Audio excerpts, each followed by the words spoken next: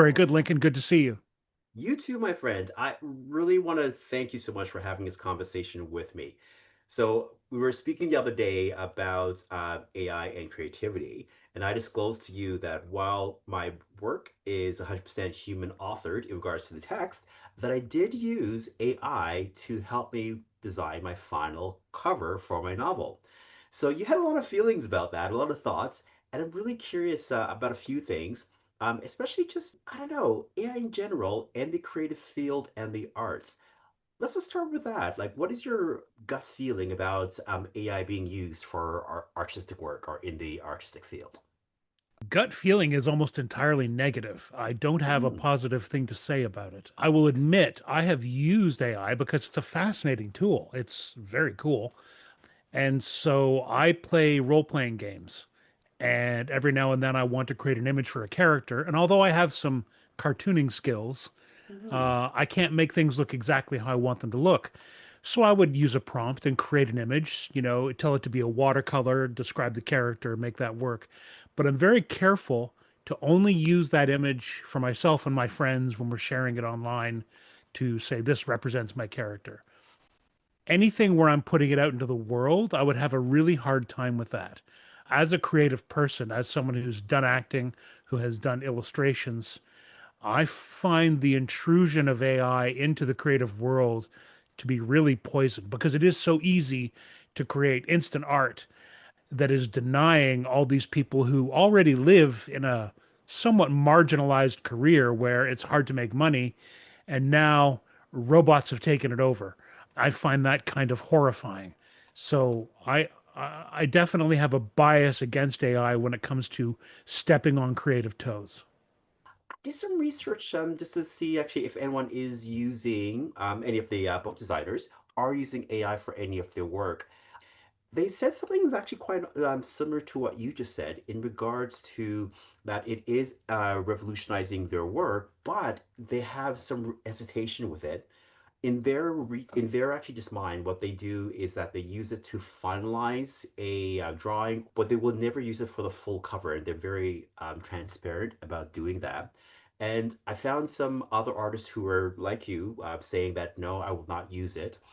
They use stock images and they merge images from there, or they design them things themselves. So I found the whole entire range of how they work. So with that in mind, I when you say that you have a very negative experience of it, and you have a really good point about them taking a lot of the work from artists who are struggling. Have you talked to any other artists? Like, what's their sense out there? What's yours like? What's your personal sense too? What I do like about your approach, because you shared with me, uh, here's your original sketch, which you sketched, and here's your modified sketch, getting it a little closer to what you wanted. Again, an AI, interpolation of how you wanted to finalize the image.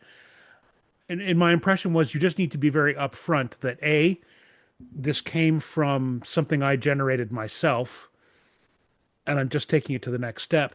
And also, this might have something to do with my art, my visual art here, because I'm not Mm, an artist, but it doesn't reflect on the writing because you run the risk of labeling yourself as I use AI and I'm a writer. Oh, red flag alert. This guy yes. creates AI novels. And you definitely don't want that to happen. And I know that's not who you are.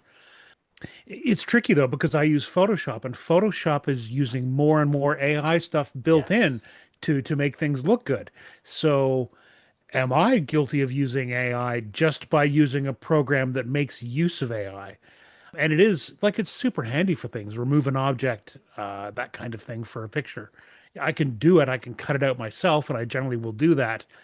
But to just hit a button and go boop, disappear is handy. I get how seductive it is. It's like the dark side of the force, right? It pulls you in. It's like it's easy, it's quick, it gives you immediate benefit. But and I also understand the attraction. And I hate to see that artistic bent being taken away from us. So that's the core of it. So what skills or what part of the artistic creation should remain completely human? What is the line? And I'm very curious, actually, just with imagination and creativity. Like, what do you think, in your opinion, and I know it's subjective, is completely human about imagination and creativity? Oh, I'd almost say it's innately human. It's almost what makes us who we are, like what distinguishes ourselves from animals. And of course, we don't know if animals imagine either, but Mm. we have that spark to create worlds in our head uh, and to envision things that have never happened. I mean, look at any fantastic piece of non of fictional literature.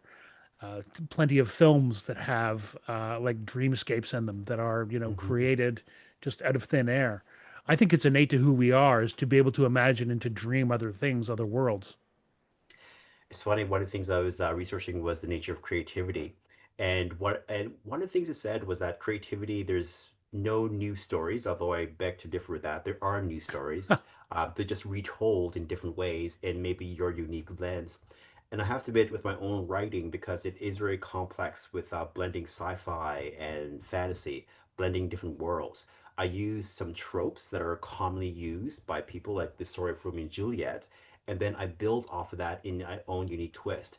It kind of gives people that's the in to not have to think too much, but giving them an in regards to anchoring them in stories that they're familiar with. And that to me is still creative, even though I'm kind of repeating a story that's been told before, like Romeo and Juliet, and twisting it in a way that's unique to my perspective and the world that I created. So in that sense, can AI do the same thing? But I have to admit, I don't know. I'm looking at these tools, and it's just they kind of mimic what we do, but not quite. They're very repetitive in their structure. They don't take any chances when you're looking at something. Yeah, well, maybe I'll tell you this one quick story. So I get inundated a lot with a lot of spam artists who are trying to say, "Hey, we read your book. We're going to make it into a bestseller and so forth." And you read a few lines in, and especially when you get three of those all the same day and they have the exact same structure, even though slightly different words. And of course, a few lines in, you realize that, oh, that's nothing to do with my book whatsoever. You didn't read it basically. But it's interesting just the pattern that AI produces. And anyone who tries to write with AI, I would find that they would fall into that same trap of it's just a repetitive pattern. I don't think in that sense that is being creative, it's just mimicking what's already in front of them. Yeah, I'm gonna double down on my nerdiness here and take the George Lucas example. Like he used the storytelling principles of, I believe, Joseph Campbell, the hero's story, for a lot of his work, and also borrowed heavily from Kurosawa, Mm, from The Hidden Fortress to create a world. But you can't deny the originality of Star Wars when it came out in 1977. Like our little kid brains were exploded with how creative this world was. Is there a difference between borrowing from other artists before and using AI, which is essentially a collective pool of all the artists who came beforehand? And I would have to say there is, because you're making a distinctive artistic choice. This is the path I want to go down. This is art I specifically love and want to emulate. This is a writer whose structure I want to borrow from, as opposed to relying on AI to give you what it thinks you want, which I think can make things a little bit more just softer around the edges and less intense. Like mm. it's giving you the homogenized version of what you're looking for. And I think we need, as humans, we need to be able to pick and choose what our sources are. Every writer, every creator is living on the shoulders of the people that came before them. But I think AI is a dangerous set of shoulders. It's wobbly. But it does speak to the question of which skills do we still need to maintain as humans? Yeah, I mean, I think the basics of being able to write a short story, even if it's a simple descriptive text like a diary. I don't know if people keep diaries anymore, but that kind of practice is very important to just be able to convey your thoughts and put them down on paper, as opposed Mm, to ask a machine to take the key points and create a story out of it. And again, I get the temptation. Um, Same with sketching. I found sketching in my last job very handy for just like a basic wiring diagram, not even using the proper nomenclature, but being able to explain this piece goes here and then it hooks into this speaker and then it runs out mhm. of here. And that tool is something I can use anywhere I go. And I don't know how I wouldn't want to lose that information by having just granted it to a machine years ago. The problem with technology is it is always released to us to figure out, and then we worry about was this a good idea or not. Yes. As I said in our conversation the other day, you've already opened Pandora's box. And to try and say, oh, we should put limits on this, it's very hard now because people are used to it and people want to be able to use this tool. They don't want that tool taken away from them. And what right do you have to do that? So, how you create policies to limit AI walking on the footsteps of creative types, I don't know how one makes that work. But I think we need to. I think Hollywood is in real trouble. I think writers and artists Mhm. are all very much feeling the pinch on how AI is working on us. AI is going to keep getting better. So Mhm. right now, AI doesn't have the forethought to complete your novel. Who's to say in 10 years' time it can't keep track of your characters and make that work? That means it's more important than ever to put the brakes on now so that AI doesn't become something that steps on creative feet, or that line between believability is an important one to have, because once we lose that, then we're in a free for all of who created what, who said what, Yeah. who's responsible for what. No, exactly. Like you said, the Pandora's box is open. I already see this. There's millions of extra books being pushed on Amazon that are AI Right. generated. Like I said, to your point, I need to be transparent about the use of AI to finish my covers.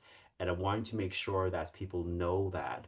And yes, I fully realize that some people will not read my book because the cover was finished by an AI augmented software. But for me, I'm hoping that they get past that and see the words and read the story.